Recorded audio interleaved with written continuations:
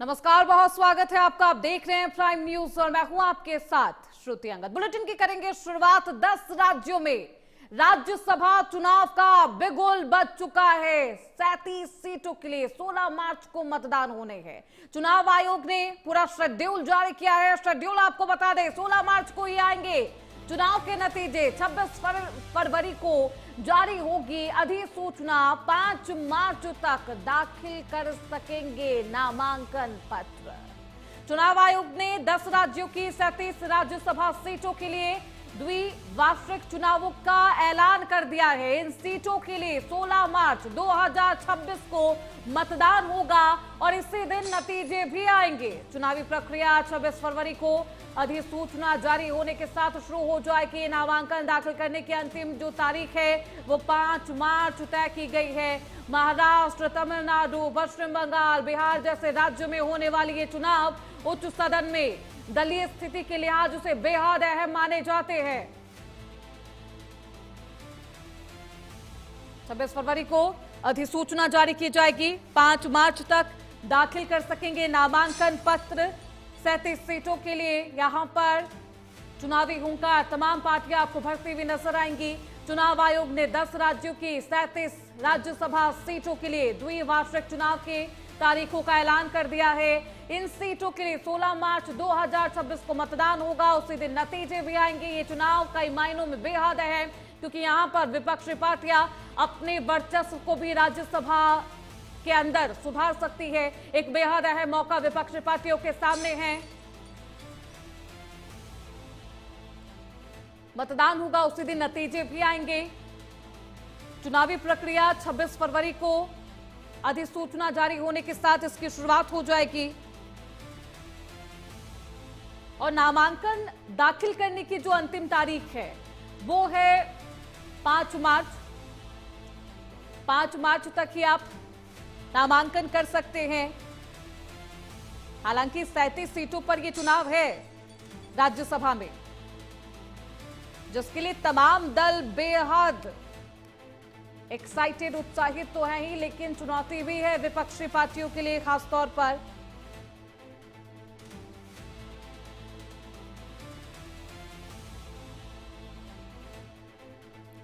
राज्यसभा चुनाव होने हैं 16 मार्च को, उसी दिन नतीजे भी आएंगे।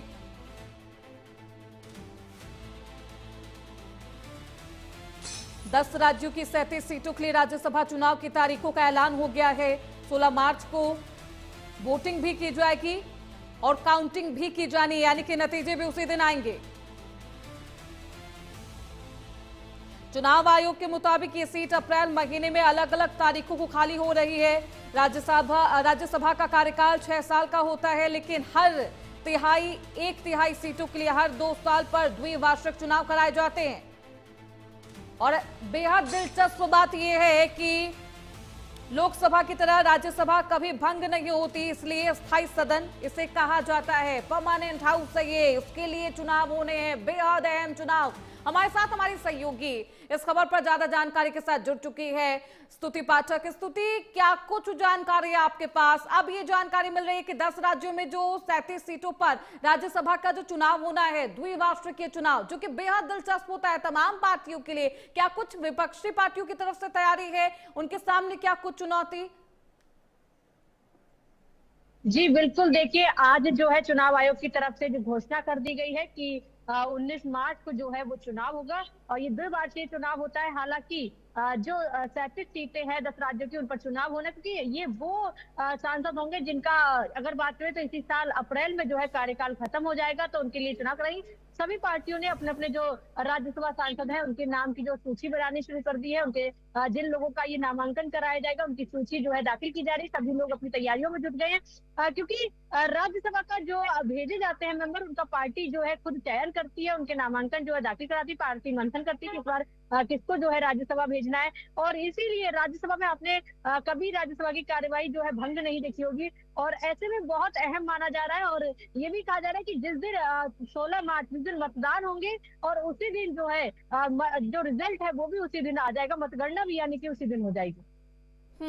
बिल्कुल, राज्यसभा चुनाव के लिए स्तुति पूरा शेड्यूल आ गया है। नामांकन कब तक करा सकते हैं 10 राज्यों में? साथ ही ये भी बताइए कि चुनाव के नतीजे कब आएंगे और कितना दिलचस्प है ये राज्यसभा का चुनाव? जी बिल्कुल, देखिए 26 फरवरी जो है, जब तक आप अपना नामांकन जो है दाखिल कर सकते हैं। 10 मार्च को जो है वोटिंग होगी और उसी दिन माफ कीजिएगा, 19 मार्च को जो है वोटिंग होगी और उसी दिन जो है नतीजे भी आ जाएंगे। यानी कि जो है अभी नामांकन की प्रक्रिया है 26 फरवरी तक पूरी कर दी जाएगी और उसके बाद में जो चुनावी प्रक्रिया है वो भी पूरी कर ली जाएगी 19 मार्च तक, और उसी दिन मतदान वाले दिन ही जो है परिणाम भी जो है सामने आ जाएंगे। और ये बहुत महत्वपूर्ण माना कि सभी पार्टियां जो है अपनी तैयारियों में जुट जाएगी। 26 मार्च तक जो है कैंडिडेट है वो अपना नामांकन दाखिल कर देंगे, क्योंकि वो अंतिम प्रक्रिया होगी 26 मार्च को 26 फरवरी को नामांकन दाखिल करने की। बिल्कुल, 16 मार्च को चुनाव होने हैं, उसी दिन नतीजे भी आएंगे स्तुति। अब क्योंकि खास तौर पर बिहार में चुनाव है, किन राज्यों की कितनी सीटें खाली है, चाहे महाराष्ट्र की बात करें, उड़ीसा की बात करें, तमिलनाडु की बात करें?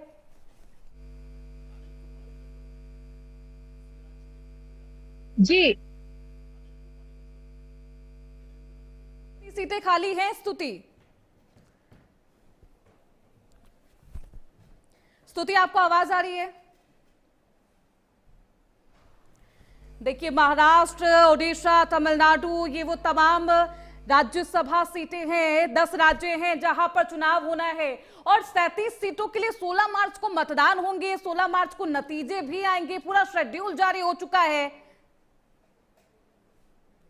स्तुति हमारे साथ बनी हुई है लगातार। स्तुति, किन किन राज्यों में चुनाव है, वहां पर कितनी सीटें खाली हैं? तमाम राज्यों की बात करें तो वेस्ट बंगाल की कितनी सीटें हैं, असम की कितनी सीटें हैं? जी बिल्कुल, अगर बात करें तो वेस्ट बंगाल हो, असम हो या फिर बिहार हो, ये वो राज्य है जहाँ की जो है सीटें खाली है, जिन पर जो है अभी तक मतदान कराना है। इसके लिए जो 10 राज्य हैं उनकी आज मतदान को लेकर 37 सीटें जो है उनका कर दिया गया कि इन पर मतदान होना है। बहुत शुक्रिया स्तुति आपका इन तमाम जानकारियों के लिए। तो 10 राज्यों की 37 सीटों पर राज्यसभा सीटों के लिए द्विवार्षिक चुनाव होना है। 16 मार्च को ये चुनाव